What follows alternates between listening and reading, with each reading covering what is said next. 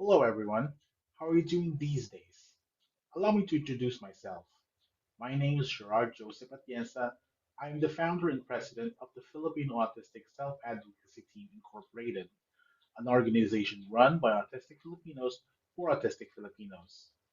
Our vision is to be the leading voice for autistic people in the Philippines, advocating for improved quality of life and increased representation in policymaking. Our mission involves advocating and advancing civil rights, promoting self advocacy, and educating the public about autism spectrum disorders.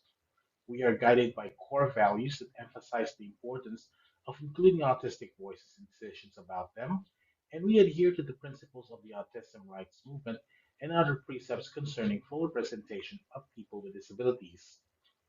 Our principles are primarily rights based, highlighting autism as a disability rather than a disease, the diversity of autism spectrum, the importance of autistic inclusion, and our alliance with the larger disability rights as well as the neurodivergent community, among others.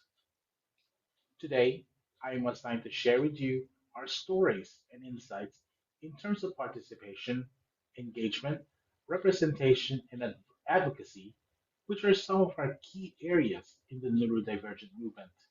Of course, when I said our, I mean all inputs came from most of our team members, as well as our counterparts in the Neurodivergent Alliance, and can also include my insights and opinions.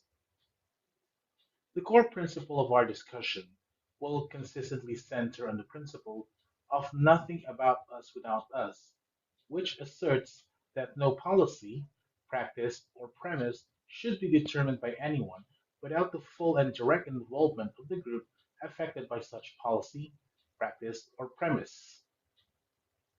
To begin, the current awareness of neurodiversity in the Philippines is unfortunately lacking, though progress is slowly being made. Many still fail to grasp its complexities and often dismiss it as something confined to childhood. The understanding is rudimentary at best. While people may have some familiarity with conditions like autism or ADHD, they often don't realize that these are part of a broad spectrum of diverse human minds and abilities. Regarding autism specifically, a common misconception continues to persist among parents who view it solely as a childhood phase. This leads to the harmful practice of infantilizing and patronizing autistic children, especially those diagnosed later in life. Even for those diagnosed early and or through expensive medical channels, the belief that they lack independence or advocacy skills remains dangerously prevalent. To my knowledge, though, there have been programs and projects that have been made available to specific audiences, public servants, educators, healthcare professionals, and the public that attempt to address the specific needs of neurodivergent individuals. Yet, we would like to reiterate that public awareness of neurodiversity remains elementary at best. Therefore, I'd like to take some points from our team members at Fast Inc., where they said that it is important to note that there should be progress beyond rather simple awareness and consider other steps that we need to undertake. This also reflects the general voice of the autistic rights movement and can also encompass the neurodivergent community. As we have mentioned, awareness is the most basic level we get involved in any cause. It is viewed as the first step in understanding neurodivergent individuals as well as neurodivergence and its diverse ecosystem.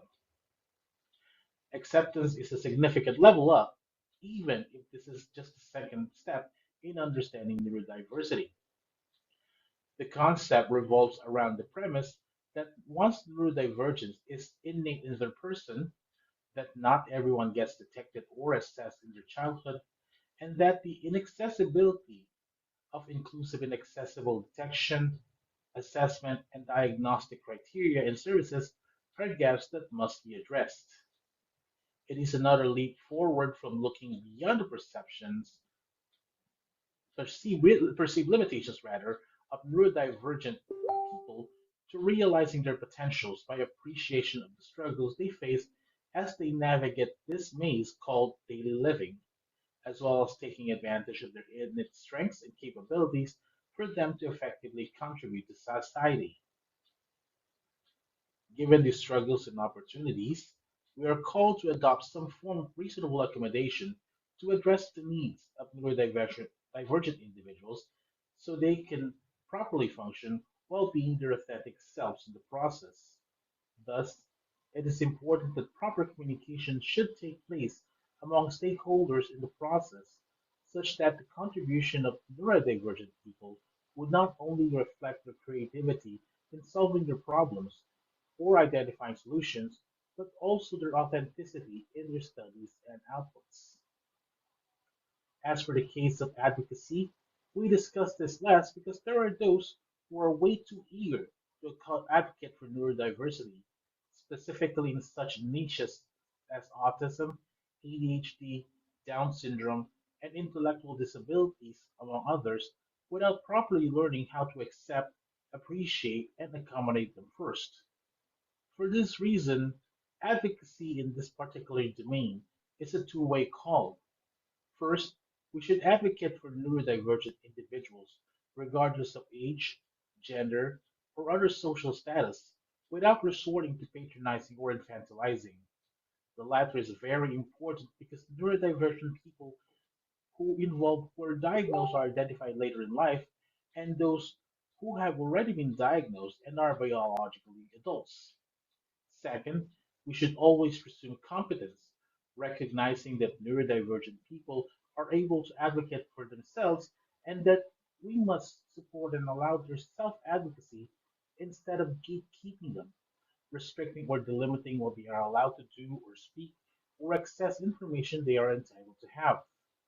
This goes both ways, even to the neurodivergent peoples themselves, who are not expected to take advantage of this arrangement and radicalize their causes to the point of extremism, which can compromise the credibility of the whole neurodivergent community. In conclusion, the advocacy, the advancement rather, of the rights of neurodivergent individuals, along with their subcategories, is a long, tedious, and infinite process. Neurodivergent people will always differ from each other, just like everyone has their individual and diverse interpretation of a specific idea or theory. At the end of the day, other than different wiring in their brains, neurodivergent individuals are also human beings who deserve an equitable opportunity to become their own persons, free from any prejudice or pity, while contributing to the common good as an integral member of society. Thank you very much for your time. Once again, my name is Gerard of the Filipino Autistic Self-Advocacy Team Incorporated, and we hope you enjoyed our piece. Maraming salamat po and mabuhay tayong lahat.